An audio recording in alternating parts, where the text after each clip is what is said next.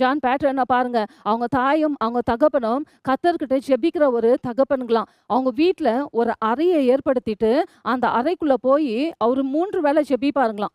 இத பார்க்குற John patron, நம்மளும் நம்ம அப்பா போல ஜெபிக்கணும் அப்படின்னு சொல்லிட்டு அவரு யோசிச்சாருங்களாம். ஒரு நாளு அவங்க வீட்ல சாப்பிடுறதுக்கு எதுவுமே ஆகாரமே இல்லைங்களாம். அவங்க தகப்பனார் வந்துட்டு தூர இடத்துக்கு வேற தேசத்துக்கு போய்விட்டாருங்களாம். அப்போ அவங்க தாயும், அவங்க பிள்ளைங்க எல்லாம் சேர்ந்துட்டு அவங்க ஜெபம் பண்ணாங்களாம். ஆண்டவரே, காலையில எழுந்தா என் பிள்ளைங்களுக்கு சாப்பிடுறதுக்கு எந்த ஆகாரமும் கிடையாது. எந்த சாப்பாட்டுக்கு வேண்டிய பொருட்கள் வீட்ல இல்ல. ஆனாக்கா உங்ககிட்ட நாங்க ஜெபிக்கிறோம்னு சொல்லிட்டு, அந்த தாய் ஜெபிக்கும் பொழுது பிள்ளைங்க கூட சேர்ந்து ஜெபிச்சாங்களாம். ஜெபிச்சு இந்த பார்த்த பிள்ளைங்க மறுநாள் காலையில அவங்க தகப்பனாருக்கு இந்த விஷயம் பற்றி எதுவுமே தெரியாது. ஆனா அவங்க தகப்பனார் என்ன தெரியுங்களா செய்தாருங்களா? அவங்களுக்கு ஆகாரத்துக்கு வேண்டிய என்னென்ன ஆகாரத்தின் செலவு அதெல்லாம் வாங்கி அனுப்பி வச்சாங்களாம். அப்ப இந்த பிள்ளைங்க அத பிராக்டிகலா பார்த்தாங்க. தாய் ஜெபிச்சாங்க.